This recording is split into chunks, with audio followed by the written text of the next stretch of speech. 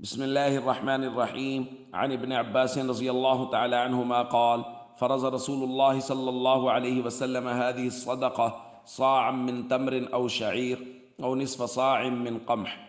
الحدیث رواہ ابو داؤد۔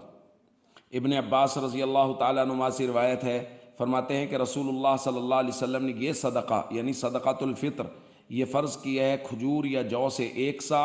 اور گندم سے ½ سا۔ دوستو،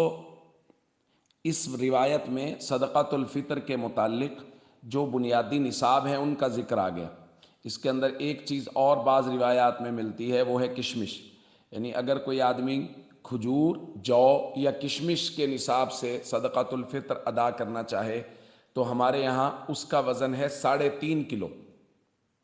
کھجور، کشمش یا جو 3.5 کلو ادا کرے گا تو صدقۃ الفطر ادا ہوگا، یا یہ ہے کہ 3.5 کلو کی قیمت ادا کر دے اگر یہ جنس سہولت سے ادا نہیں کر سکے گا۔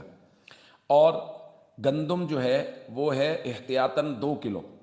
کہ 2 کلو گندم اگر ادا کر دے گا، چونکہ وہ نصف سا ہے اور اس کو احتیاطاً 2 کلو وزن بتایا گیا ہے کہ 2 کلو ادا کر دے، اور اگر یہ بھی 3.5 کلو ادا کر دے، جیسا کہ حضرت علی رضی اللہ تعالیٰ عنہ نے فرمایا ہے کہ جب اللہ تعالیٰ نے آپ لوگوں کو وسعت دے دی ہے، قد اوسع اللہ علیکم فلو جعلتموہ صاعا من کل شیء، کہ اب اللہ نے وسعت دے دی ہے ہر چیز کو اگر 1 سا دے دو، یعنی گندم کا بھی اگر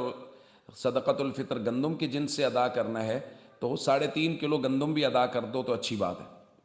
تو مقصد یہ ہے کہ جو کام بھی ہو وہ انفع للفقراء ہو، یعنی ایسا ہو کہ جس میں فقراء کے لیے زیادہ نفع ہو، تو جتنا زیادہ دیا جائے گا اتنا زیادہ نفع ہوگا۔ اس لیے مالدار لوگوں کو چاہیے کہ وہ کھجور، جو یا کشمش یعنی ایسی جنس سے صدقۃ الفطر ادا کریں کہ جس سے فقراء کے لیے زیادہ نفع ہو۔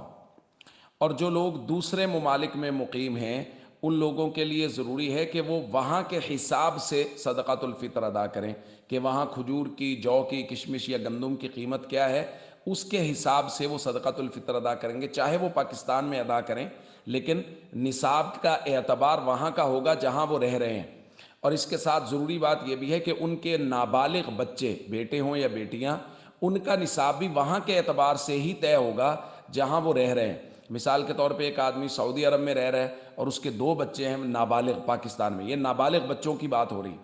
2 نابالغ بچے پاکستان میں، تو اس کا اپنا اور 2 نابالغ بچوں کا صدقۃ الفطر کا جو نصاب بنے گا وہ سعودی عرب کے اعتبار سے ہوگا، اور 3 لوگوں کا سعودی عرب میں کھجور، کشمش، جو یا گندم کی جو قیمت ہے اس حساب سے حساب لگا کے یہاں پاکستان میں ہی چاہے وہ صدقۃ الفطر ادا کریں لیکن نصاب کا اعتبار وہاں کا ہوگا جہاں وہ مقیم ہے۔